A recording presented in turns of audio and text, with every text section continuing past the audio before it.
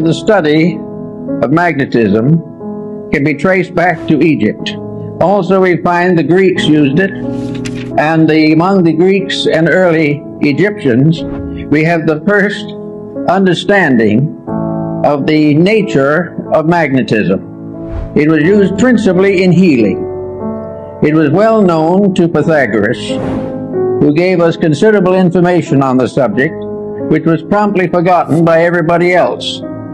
Then we have little knowledge of it, except through the Arabs. The Chinese were aware of it because of the discovery of the mariner's compass. But for the most part, it was neglected until the 17th century, when it became involved in the story of Rosicrucianism. The alchemists, the Rosicrucians, and the Hermetists all were unfolding phases of magnetic theory.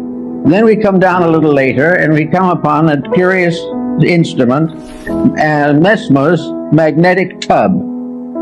This was a kind of tank in which many people put their feet at the same time and held hands and created a battery out of the water in the tank. Incidentally, the magnetic theory is based upon a very simple fact, namely that what we call empty air is not empty at all. It is the most profoundly used all the elements that we know anything about. We all live within air and have our being, and we know that if air fails, we die. But what we do not realize is that air is not just some oxygen or helium or something of this nature. Air is something in itself. It is a substance of itself. It is a substance so real and so important that it's almost impossible to estimate it.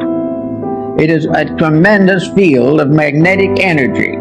The atmosphere carries the magnetism of the sun. The study of the magnetic powers of the sun will be more or less clearly understood by the study of the seasons. Winter, summer, spring, and these things have all to do with a magnetic factor in the air. And we think of it only in trying to explain it as a physical astronomical phenomena, since as the rotation and revolutions of the sun and planets. But each of these planets is a field of magnetic energy. And this energy comes to us through what we call air. One thing we have learned from television is that air transmits. We know, for instance, that we can have all kinds of programs on the air at the same time. And they can come from all directions. And they can overlap and interlap. But each one will remain separately identified as though it was moving in a channel or circuit of its own. Something went through was vibration.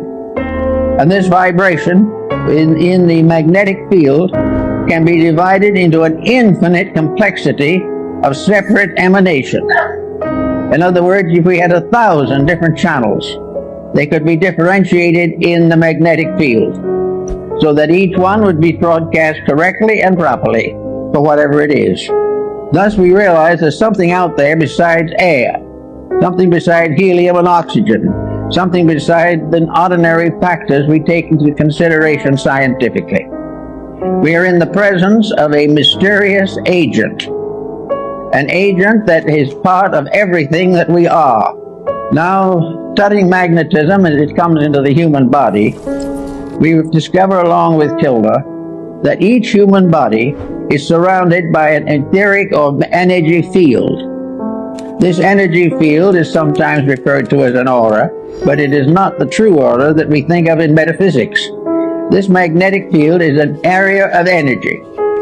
This area of energy forms an egg-like atmospheric sheath around the physical body, usually extending 3 to 5 feet from it in each direction.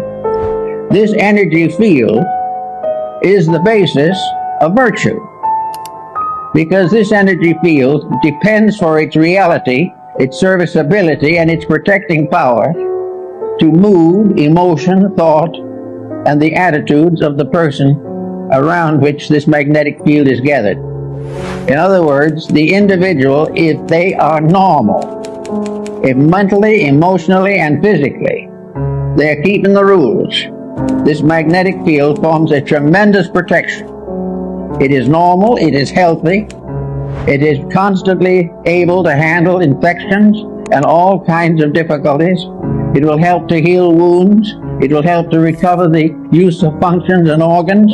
And if we are deprived of some part of the body, it will try to compensate for it. As long as the individual takes proper care of his magnetic field, it will serve him.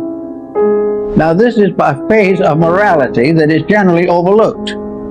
It is assumed that these magnetic fields are something you don't pay much attention to. They're there, maybe they'll help a little. But the truth of the matter is that practically the whole survival of the individual depends upon maintaining the integrity of this flow of energy into the magnetic field. This energy comes from the sun. It comes through a mysterious energy tube in the magnetic field. It enters the individual through the crown of the head. It disseminates through the entire body, and it's excreted back again through the lower centers of the body and is re-cleansed by the solar energy. This is a kind of a little private tank or capsule of life that we are all carrying about with us all the time. Now, the problem of morality in this is very definite. The moment we break rules, we damage that magnetic flow. We have got to keep the laws of nature, and these in turn are the laws of God, or the magnetic field fails. It can fail because of physical intemperances, which reduce its integrity and reduce its power. It can be wasted in riotous living, which is a common cause these days. It can be variously destroyed by moods, by attitudes, by fears, by complexes. It can be destroyed or damaged by alcohol, drugs, narcotics, all kinds of things. But if this field is damaged, it immediately reacts into health. It damages the individual's vitality. It makes him more easily subject to contagions and infections, and it definitely shortens the life expectancy.